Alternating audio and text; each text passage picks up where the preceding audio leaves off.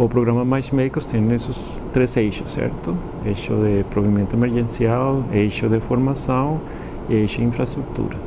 Definitivamente o eixo de formação é a parte principal para o desenvolvimento deste programa, porque finalmente ataca o problema principal, que é a carência dos médicos na atenção básica no Brasil.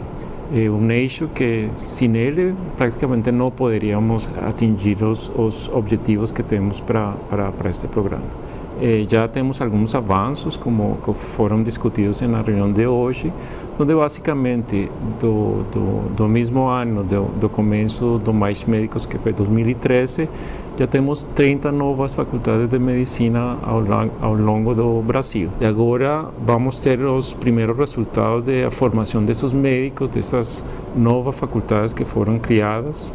Mais Médicos, ele traz como um dos seus eixos exatamente o eixo mudança na formação médica. A gente está falando menos de metodologia e mais de uma questão mais política, de formar um médico que vai responder às necessidades do SUS. Foi isso que a gente foi buscar construir, né? Conhecer essas escolas médicas e, de certa maneira, também assim, trabalhar com elas uma ideia de que a gente não estava indo lá para fazer uma avaliação, mas muito mais para elas compartilharem, né, um mapa, um grande mapa no Brasil, com as 30 escolas, colocando o quanto elas têm conseguido dar conta dessa integração ensino-serviço, como é a fala dos estudantes que lá estão, como é a fala dos professores, como é a fala do serviço, né? E tentar mapear mesmo o quanto essas escolas conseguem responder às diretrizes curriculares de 2014, que também foram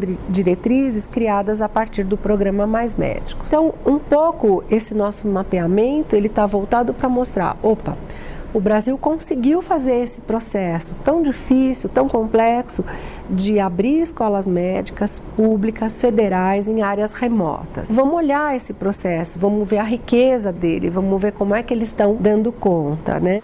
O movimento da pesquisa passou principalmente por um instrumento de um guia de autoavaliação, que passava pela ideia do projeto e pela ideia das ideias-forças presentes ou desejadas no curso médico, né, com essas características. A gente percebeu pela pesquisa que processos de autoavaliação, né, dessa realidade e das formas de construí-la de verdade, para além do que está escrito no projeto pedagógico, requerem realmente um diálogo bastante forte, não é? Um apoio bastante forte dos formuladores de política, que era uma das questões que os cursos revelam. A importância é que se sintam não abandonados, né, mas cuidados e apoiados na construção desse modelo contra-hegemônico.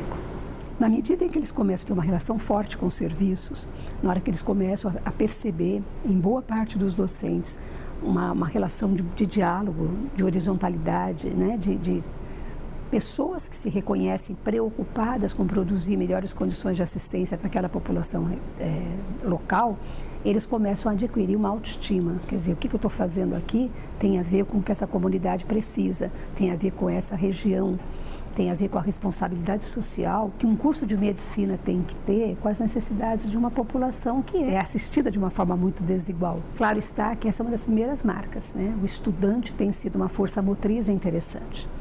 Agora, os cursos também têm outras dificuldades. Algumas vezes eles contam que entre a vontade de fazer aquilo acontecer dependem de relações fortes com serviços, e elas nem sempre são constantes, sujeitas a descontinuidades de políticas, de financiamento, enfim. A questão da fixação do médico nessas regiões também é um fator, a rotatividade deles e às vezes o desejo de não estar mais naquela região, são experiências que às vezes são relatadas.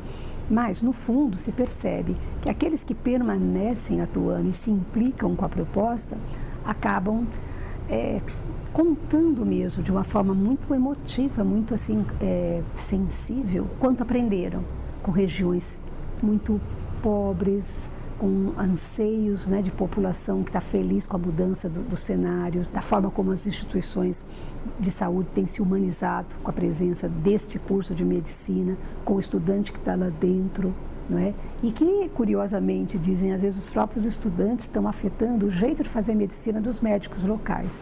Então, Então, sem dúvida, temos que seguir fortalecendo para poder ter ou atingir esse número de médicos que temos como objetivo. Ainda esse número de faculdades não é suficiente para o que precisa o Brasil. Teríamos que seguir trabalhando conjuntamente com as instituições que têm este mandato da formação e educação do país para poder lograr este número de questões. E, adicionalmente, fazer todo este tipo de pesquisas, estudos para saber como ha sido isso, certo? Como está sendo desenvolvido esses currículos das diferentes universidades, se verdadeiramente estão atendendo às necessidades da população, certo? Destas áreas que são mais remotas, necessitadas e também com certos problemas de saúde diferentes a outras áreas da população no Brasil. Agora, dadas as conjunturas também atuais, políticas de transição de governos, obviamente temos que pensar que um dos grandes desafios é a continuidade do programa, certo? Para poder consolidar o que já levamos nestes 5 anos e seguir avançando para obter esses resultados esperados.